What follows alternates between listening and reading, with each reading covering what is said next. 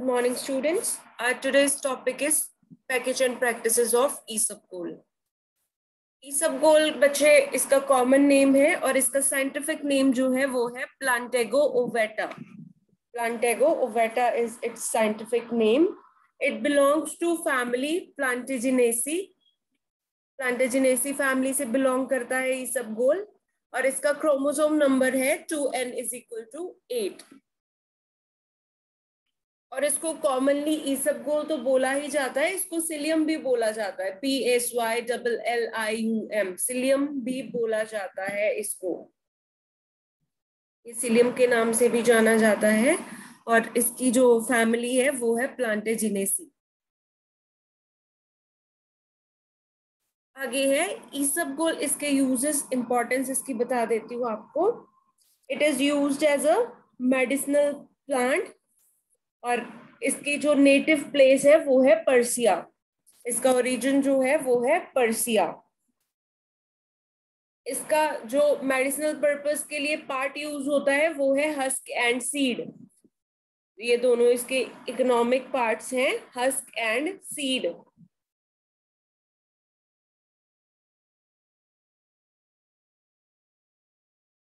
तो इसबगोल बच्चे जो है ये एक मेडिसिनल क्रॉप है। It is an important medicinal crop, traditionally grown mostly in north Gujarat during winter season, during rabi season. जो इसबगोल हस्क है जिसको हम एपिकार्प भी बोलते हैं, एपिकार्प ऑफ द सीड, आपने बायोलॉजी में एपिकार्प पढ़ा होगा।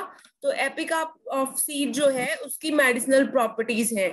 कई लोगों को कॉन्स्टिपेशन हो जाती है, इरिटेशन होती है डाइजेस्टिव ट्रैक में, या फिर लूज मोशन हो जाते हैं, उसके लिए भी ये यूज होता है। जैसे गर्म पानी के साथ अगर आपको इसको ले दे, गर्म पानी या गर्म दूध के साथ, तो वो आपकी कॉन्स्टिपेशन सही करता है। और अगर आप इसको ठंडे पानी या ठंडे दूध से लेते हैं तो फिर क्या होता है, लूज मोशन को ट्रीट करने के लिए यूज किया जाता है ये। तो डाइजेस्टिव ट्रैक्ट में ये बहुत ज्यादा बेनिफिशियल है। डाइजेस्टिव ट्रैक में अगर आपको लगता है कि आपको इरिटेशन हो रही है या इन्फ्लेमेशन है तो इसको सही करने में ये बहुत बेनिफिशियल है। In addition, this is also used in the food industries for the preparation of ice creams, candies, etc. India is the sole exporter of the isabgol husk and seed to the world market. ठीक है जी। About ₹160 crores is earned annually through export in domestic as well as in international markets, which initiated the spread of crop to some non-traditional areas of Rajasthan, Madhya Pradesh, etc. तो ये थे इसके uses और production areas। अब उसके बाद है जी climate, इसको कैसा क्लाइमेट चाहिए है। इसबगोल जो है वो पहले ही मैंने आपको बताया विंटर सीजन क्रॉप है, तो it requires cool weather and dry climate. Cool भी होना चाहिए और ड्राई भी होना चाहिए, मतलब हाई ह्यूमिडिटी नहीं चाहिए इसको। ये ड्राई सीजन में, ड्राई क्लाइमेट में it thrives well. Since the papery husk can absorb water many times and its own weight and swell when in contact with moisture, such swell seeds ultimately drop off. Hence, unseasonal rain or even high dew deposition during crop maturity results to a total loss of seed yield. जैसे कि इसमें बहुत capability होती है moisture को absorb करने की, जिसकी वजह से इसके जो सीड्स होते हैं वो स्वोलन हो जाते हैं, स्वेल अप हो जाते हैं। तो इसीलिए अगर अनटाइमली रेन्स हो हार्वेस्टिंग के टाइम पे तो वो इसके लिए सही नहीं होती है, क्योंकि उसकी वजह से हमारी जो यील्ड लॉस है वो बहुत ज्यादा हो जाता है। इन एक्सेस जो है हमारा यील्ड लॉस वो हो जाता है। इसीलिए इसके लिए हमने बोला है कि इसको कूल बट ड्राई क्लाइमेट चाहिए है। जैसे आपने किसी ने अगर कभी ट्राई किया हो इसबगोल लेने का, तो आप देखते हैं आप उसमें वो बुरा बुरा डालते हैं बट वो स्वोलन अप हो जाता है बाद में, क्योंकि it absorbs the liquid very easily and very quickly. तो ये था रजे इसका climate. Now let's talk about the soil. The crop is grown in light sandy to sandy loam soils. Sandy to sandy loam soils इसके लिए बहुत अच्छे हैं। बट ये हम क्लेई लोम या फिर ब्लैक कॉटन सॉइल्स में या हैवी ब्लैक सॉइल्स में भी ग्रो कर सकते हैं। कुछ हद तक इन सॉइल्स में भी, ब्लैक सॉइल्स में या फिर क्ले सॉइल्स में भी ये हो जाता है, क्लेई लोम सॉइल में। इसके लिए बच्चे गुड ड्रेनेज चाहिए and high amount of organic matter. High amount of organic matter भी चाहिए, but it can not tolerate the saline conditions, but it is unable to tolerate the saline conditions. This is the soil. Now land preparation. Land preparation इसके लिए fine soil tilth चाहिए, 2 to 3 plowings are enough. And if the soil is smooth and loose, it leads to the high vegetative growth. ठीक है, अगर हमारा soil smooth होगा तो हमारी vegetative growth जो होगी वो higher होगी।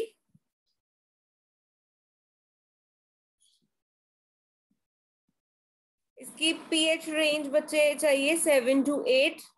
इसको pH चाहिए 7 to 8, मतलब acidic soils are not good for isabgol, so it requires neutral to small amount of alkalinity भी tolerate कर लेता है ये।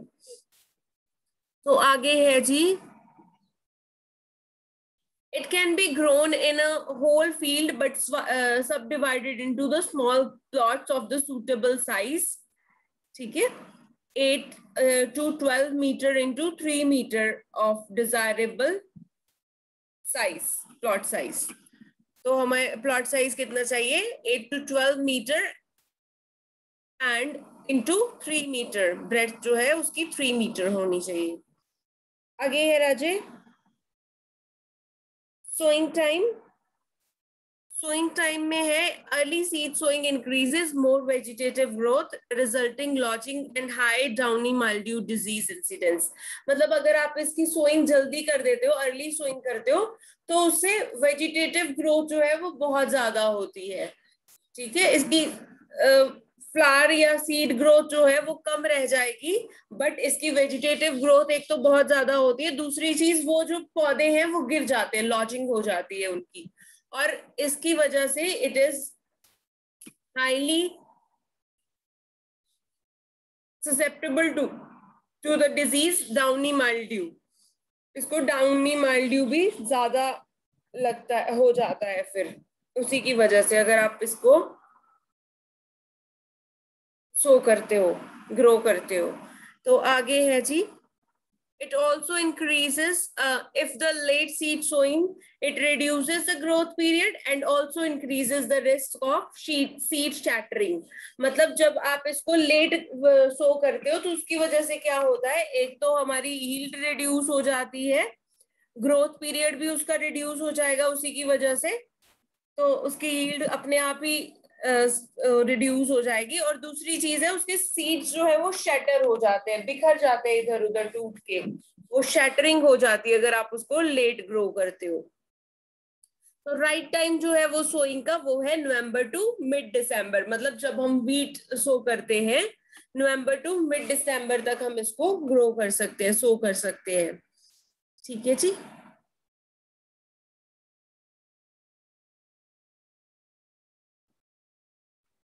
आगे बच्चे प्लांटिंग डिस्टेंस।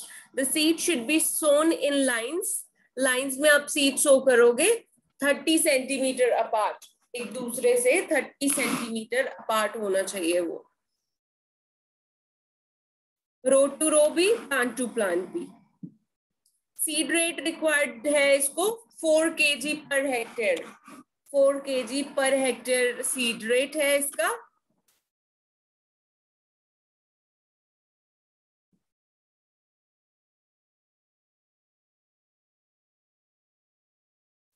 हाँ जी, तो अगर हम प्रोपिगेशन की बात करें तो ये सीड से ही प्रोपिगेट होता है, कोई वेजिटेटिव पार्ट से ये प्रोपिगेशन इसकी नहीं होती, you can directly so the seeds. ठीक है, तो इसकी प्रोपिगेशन थ्रू द सीड ही होती है। फिर उसके बाद है बच्चे रिकमेंडेड वेराइटीज। वेराइटीज कौन सी हम उगा सकते हैं इसकी, गुजरात ईसबगोल 2, गुजरात ईसबगोल 1, जवाहर ईसबगोल 4, हरियाणा ईसबगोल 5। तो these are it's varieties.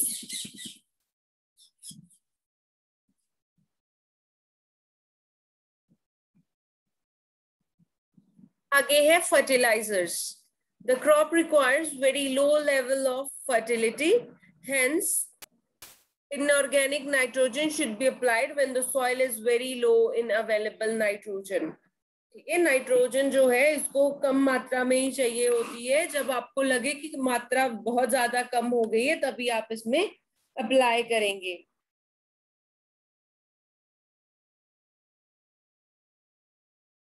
Fertilisers, ठीक है, नाइट्रोजन डोज आप तभी अप्लाई करेंगे जब आपको लगे कि आपकी जो सॉइल में नाइट्रोजन है वो लो हो गई है. उसके बाद है आप इसमें कितनी नाइट्रोजन डालेंगे, 120 kg पर हेक्टेयर.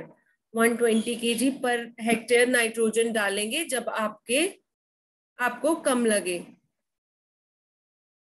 तो उसके बाद है फॉस्फोरस. इसको चाहिए 15 to 25 kg पर हेक्टेयर. फॉस्फोरस की डोज इसको चाहिए 15 to 25 kg पर हेक्टेयर.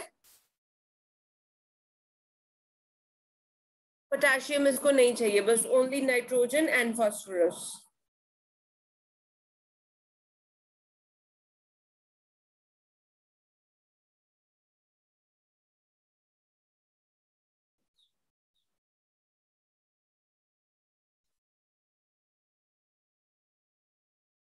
इरिगेशन.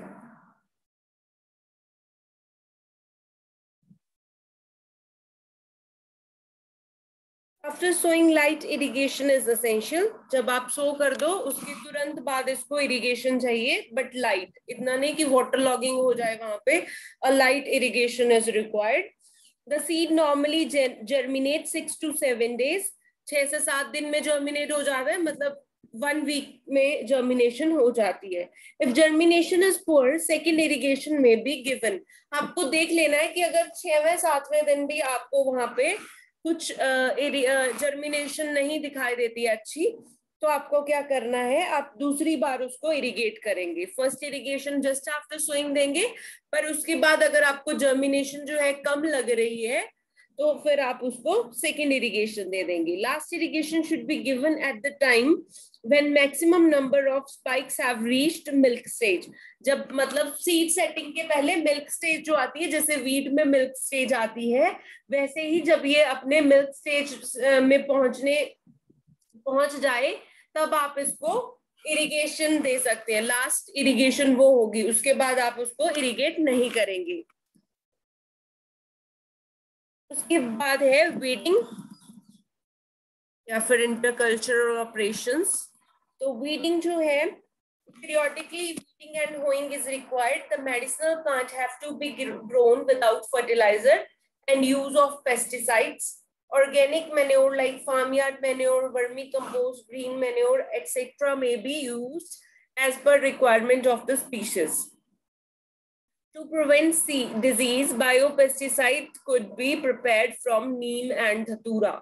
ठीक है जी, ये बता रहे हैं कि आपको होइंग करनी है, हैंड होइंग करके आपको वीड्स इसमें से रिमूव कर देने हैं, पर आपको वीडीसाइड्स, पेस्टिसाइड्स उसमें नहीं डालने हैं. अगर आपको चाहिए तो आप बायोपेस्टिसाइड्स डाल सकते हैं, पर आप उसमें दूसरे जो पेस्टिसाइड्स होते हैं हार्मफुल वो नहीं डालेंगे, because it is a medicinal crop.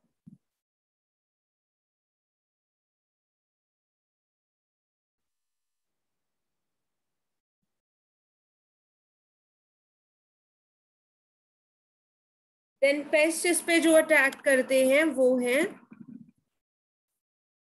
White grubs and termite. वो क्या करते हैं, इसकी रूट को कट कर देते हैं, तो इसीलिए उसको आप कैसे कंट्रोल कर सकते हैं, डाइमेथोएट यूज करके आप स्प्रे कर देते हैं. But in severe cases, otherwise आप बायोपेस्टिसाइड्स यूज करेंगे. बट अगर बहुत सीवियर केसेस हैं, बहुत ज्यादा सिवियरिटी से उसको कोई पेस्ट अटैक कर दिया है, फिर आप यूज करेंगे 0.2% डाइमेथोएट. ठीक है जी. फिर है डिजीज. डिजीज इसमें होता है डाउनी माइल्ड्यू, जैसे कि मैंने आपको पहले ही बताया है it is caused by Peronospora species. Downy mildew का कारण यही था कि आप उसकी अर्ली सोइंग करते हैं। अगर एक तो आप डिले कर दीजिए सोइंग को, कि आप उसकी नॉर्मल टाइम पे सोइंग करें, तब इसको कोई इम्पैक्ट नहीं आएगा डिजीजेस का। तो आप एक तो करेंगे कि आप उसको टाइमली सो करेंगे। दूसरी चीज है कि आप बॉडी एक्स मिक्सचर के साथ उसको कंट्रोल कर सकते हैं डाउनी माइल्ड्यू को। Downy mildew can be treated by the this body X mixture.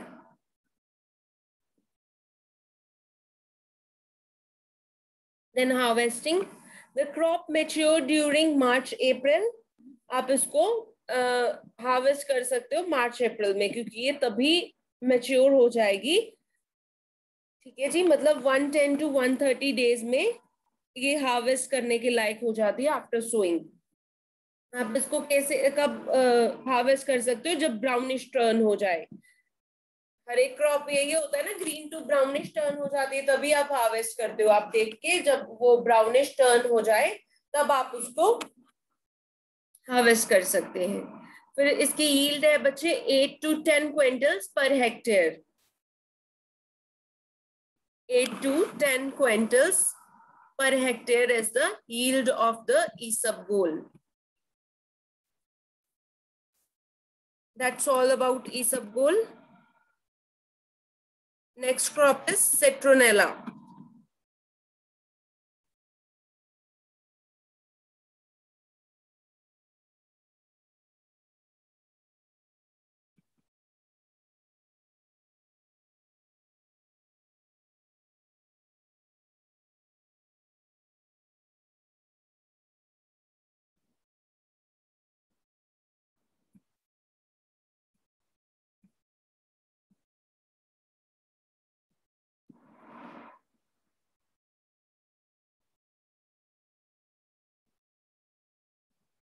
Wait a minute, Raju.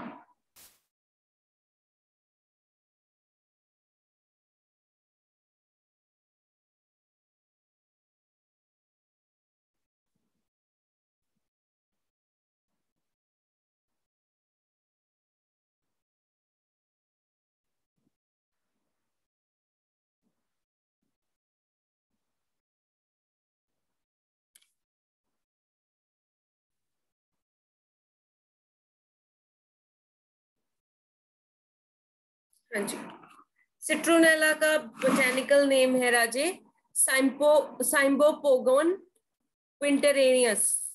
साइम्बोपोगन विंटरेरियस।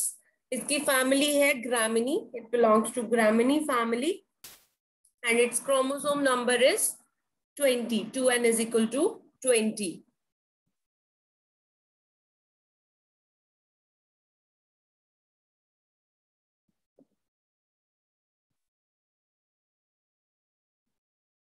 इसका origin है राजे child was its origin.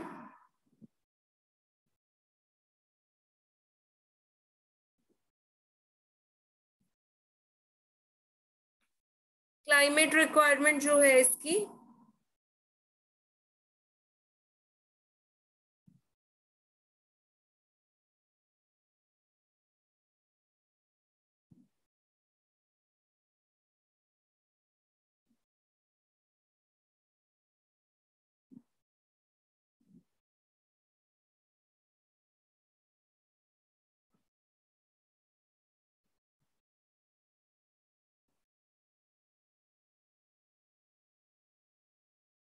हाँ जी, तो इसका क्लाइमेट है humid climate with warm temperature. इसको ह्यूमिड क्लाइमेट चाहिए और हाई टेम्परेचर रेंज चाहिए with the well distributed rainfall.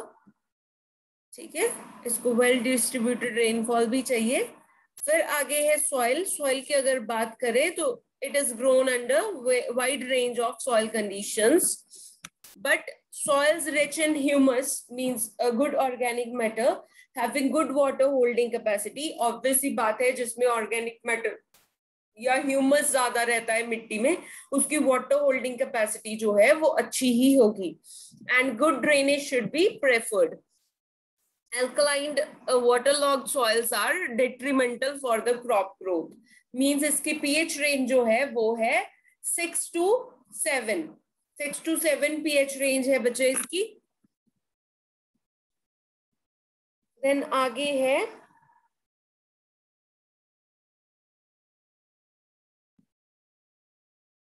इसमें से जो ऑयल निकलता है वो यूज किया जाता है, उसमें से एक स्ट्रॉन्ग फ्लेवर आता है। ठीक है, इसके भी मेडिसिनल वैल्यूज हैं। ये डायबिटिक पेशेंट्स के लिए अच्छा होता है, हार्ट पेशेंट्स के लिए अच्छा होता है, कोलेस्ट्रॉल लेवल जो है वो कम करता है बॉडी में, तो इसकी मेडिसिनल पर्पसेस भी हैं। आगे है इसकी propagation.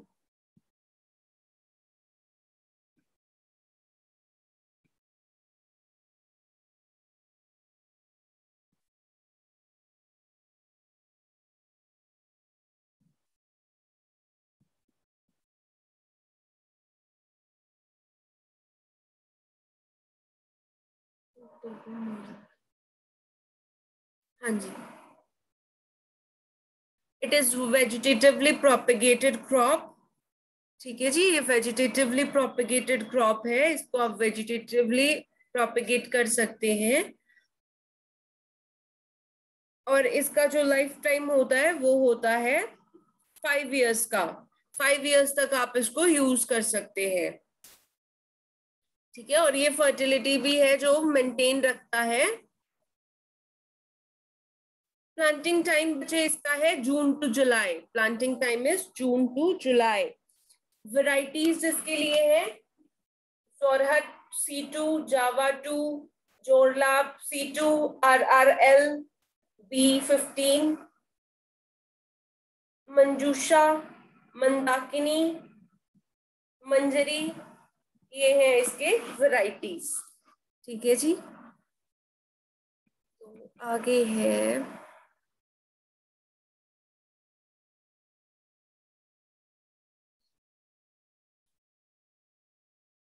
Irrigation, sorry land preparation. Land preparation by the disking, disk से करेंगे आप इसकी land preparation and filling the soil for several times. Termite treatment is important during the ploughing. 5% BHC powder जो है वो यूज करके आप इसको ट्रीट कर सकते हैं, टर्माइट ट्रीटमेंट इसको दे सकते हैं। ठीक है जी, जो ये BHC पाउडर चाहिए होगा वो चाहिए आपको 25 kg पर hectare, should be mixed with the soil after the levelling should be done. जब आप सॉइल को लेवल्ड कर दोगे तब आप ये मिक्स कर देंगे इन द सॉइल। फिर उसके बाद है इरिगेशन।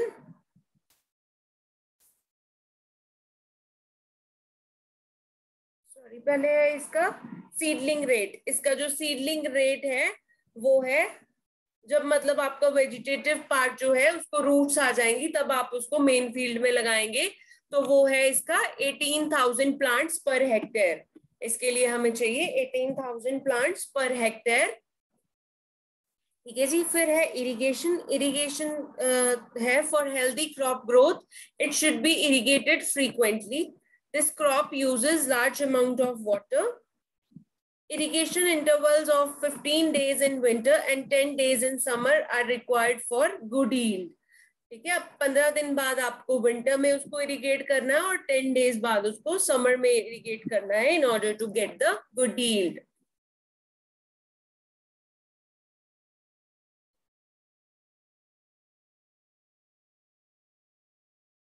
आगे है manures and fertilizers. Citronella being leafy crop removes large amount of nutrients from the soil. Therefore, it is generally practiced to supply sufficient organic manures and fertilizers. The fertilizer requirement depends on the fertility of the soil and climatic conditions. ठीक है, तो आप इसमें डालेंगे 20 to 30 tons of farmyard, well rotten farmyard manure. ठीक है, ये पर एकड़ के लिए बता रही हूँ बच्चे आपको। और इसमें और क्या डालेंगे, नीम केक डालेंगे 100 kg नीम केक पर एकड़।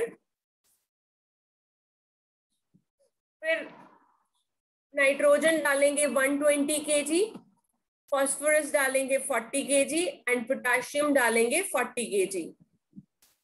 ठीक है जी। जो नाइट्रोजन है वो आप 2 डोज में डालेंगे, half dose basal dose and second dose after 1 month. ठीक है, 2 डोजेस में डालेंगे। ये था इसका manure and fertilisers. Weed control कैसे कर सकते हैं आप इसका वीड कंट्रोल कर सकते हैं by hand hoeing and weeding. ठीक है, हैंड वीडिंग और हैंड होइंग यूज कर सकते हैं आप। इसमें वीड जो है इसके साथ बहुत इजीली compete करते हैं, इसीलिए वीडिंग जो है करना बहुत जरूरी है इसके केस में, तो वीडिंग नेसेसरी है। आगे है डिजीजेस एंड पेस्ट। जो डिजीजेस एंड पेस्ट इस पे अटैक करते हैं वो है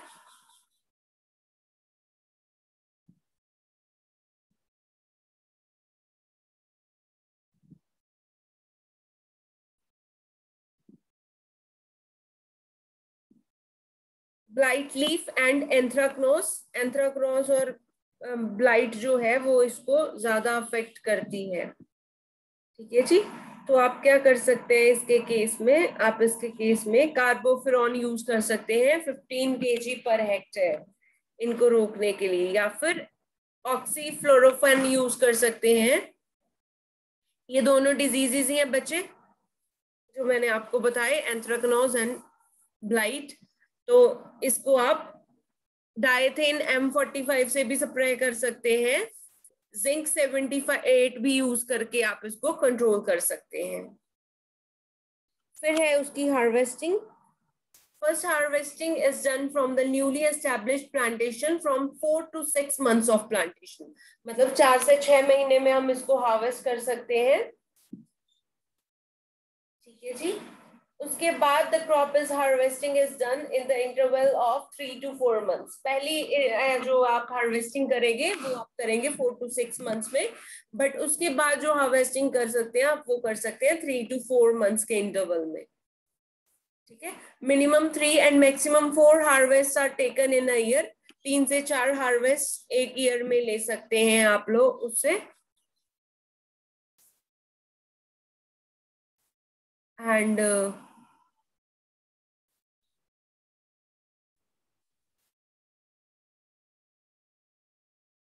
ऑयल कंटेंट एंड यील्ड।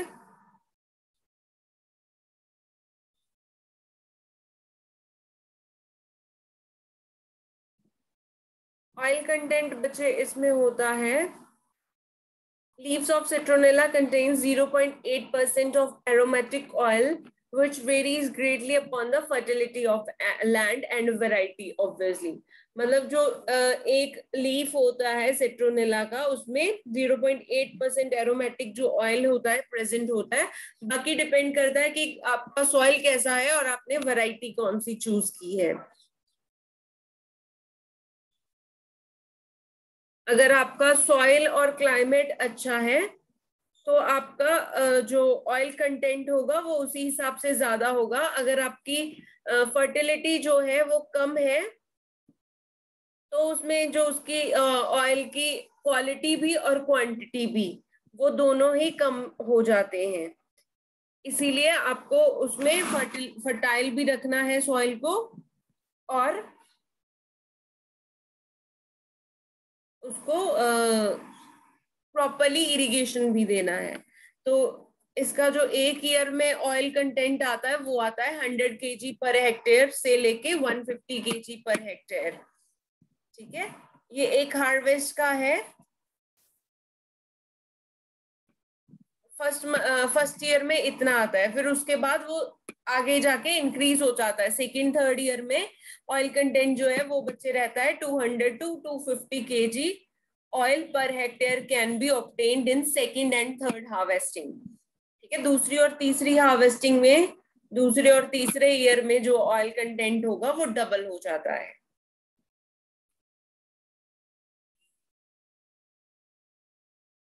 और इसकी जो हर्बेज यील्ड है, ये तो ऑयल कंटेंट बताया मैंने, हर्बेज यील्ड बच्चे इसकी है 20 to 30 ton per hectare per year. 20 से 30 टन जो है हर्बेज यील्ड हम इससे ले सकते हैं जिससे हम ऑयल एक्सट्रैक्ट करते हैं per hectare per year. That's all about citronella. Thank you so much students.